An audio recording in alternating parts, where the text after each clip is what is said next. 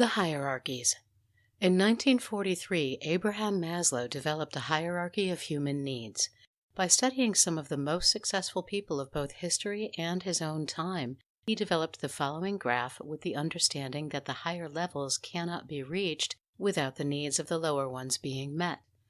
However, in many cases, somewhere along the line, often just above the basic physiologic needs, which is the lowest tier, we get partially stuck in the next level. So that even as we reach for the higher tiers, there's always a part of us that just doesn't seem to be able to completely move onward and upward. Figure 1 is Maslow's hierarchy as it was conceived to represent the ideally average individual. Maslow's hierarchy unrestricted Figure 1, wall number 1. In the lowest tier, we see physiologic needs addressed: food, water, air. The next tier up, we see safety, shelter, accumulation of goods. And then next up would be love and belonging. The fourth level is esteem, usually social. And then the fifth level, the pinnacle of the pyramid, is actualization of your highest self. In cases of individuals raised or living in an abusive or manipulative situation, the following pyramid, Figure 2, is a more accurate representation of these needs. Figure 2, Maslow's hierarchy of human needs with restrictions. Usually, the bottom level physiologic needs, food, air, and water, are what's usually met. The next level up, safety, shelter, accumulation of goods, is often inverted, with each successive tier also being inverted. When abuse has been the rule, both of the bottom tiers have been compromised, restricting access to higher level needs, such as love, preferably unconditional, and belonging.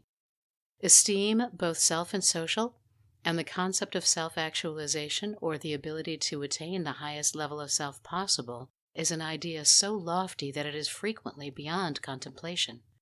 In an ideally supportive household, each tier is solid, strong, and complete in and of itself, allowing for the individual to build their lives upward, experiencing each of these necessities in as stable a condition as possible. But in an abusive environment, there is no stability. Each tier is in a constant state of imbalance, precariously situated and ready to topple at the will of the abuser, which, in effect, keeps his or her victims under control. The three middle tiers of Maslow's pyramid, safety, love and belonging, and esteem, are what have been termed deficiency needs. The principle being that without them, individuals experience anxiety and increased tension.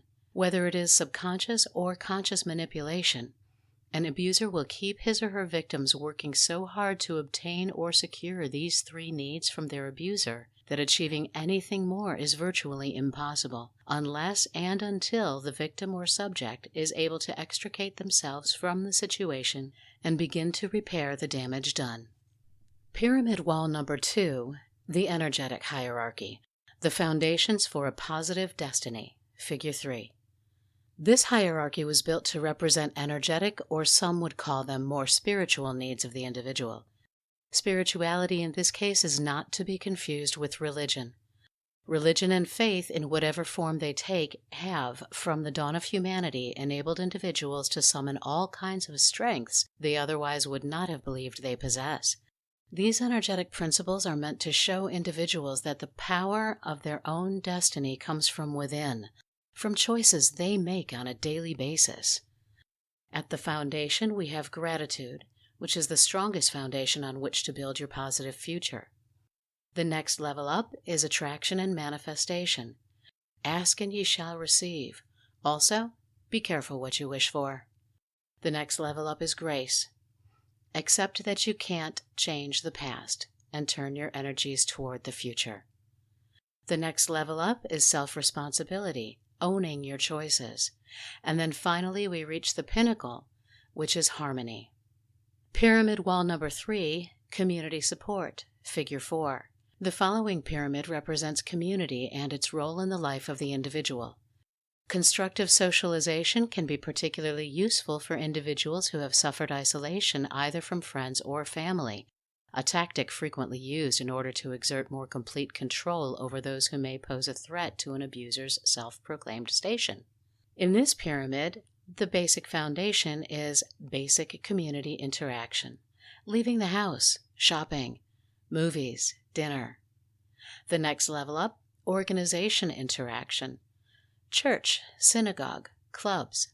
Next level up, moderate interaction. Active involvement with an organization. The fourth level, purposeful interaction, taking part in leadership.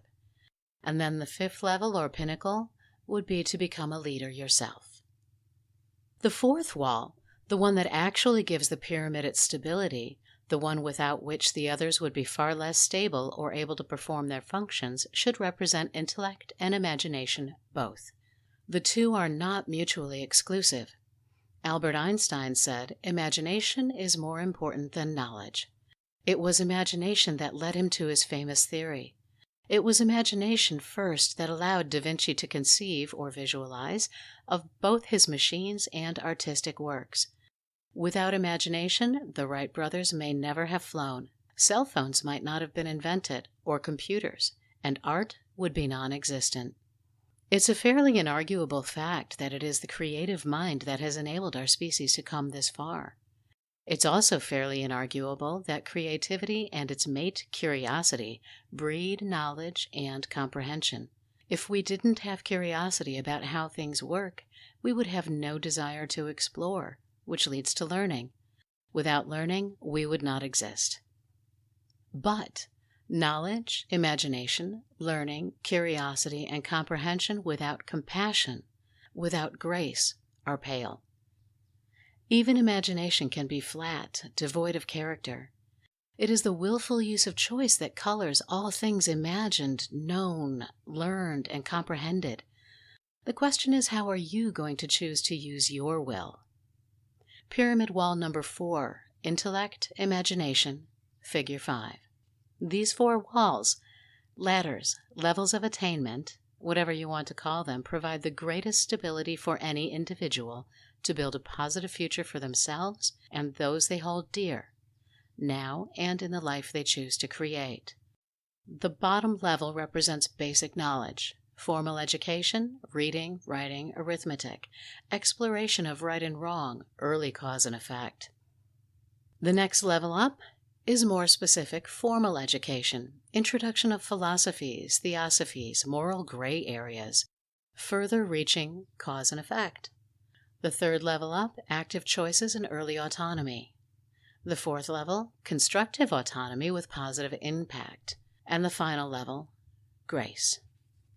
When choice becomes destiny, having taken in all the previous information about the hierarchies and how they relate to both your well-being and some of the obstacles you'll have to overcome, now is the time to finally ask the question, when does choice become destiny? The answer is, it starts to the very same minute you believe in it. But here's one catch, and there are a few. Destiny and the choices you make on its behalf is like a plant. It requires nurturing. If you think you're going to believe your way to president of XYZ Corporation and then not nurture the way to get there, shocker this, it won't happen. Let me guess, that's the story of your life, right? It was the story of mine. At least until I started truly contemplating and comprehending the meanings behind certain sayings and colloquialisms, and started to pay attention to the world around me. Once that happened, I started to notice things, and once I started to notice things that were pertinent to my goal, the more things came out of the woodwork to be noticed. Funny how it works like that, but that is how it works. What follows in the why is a combination of science, philosophy, and insight that came from the culmination of experiences thus far. The information contained in these pages will always be in these pages, so for now, based on who you are in this moment and who you are yet to become, understand, practice, and incorporate what you can, and when you're ready, the rest will come.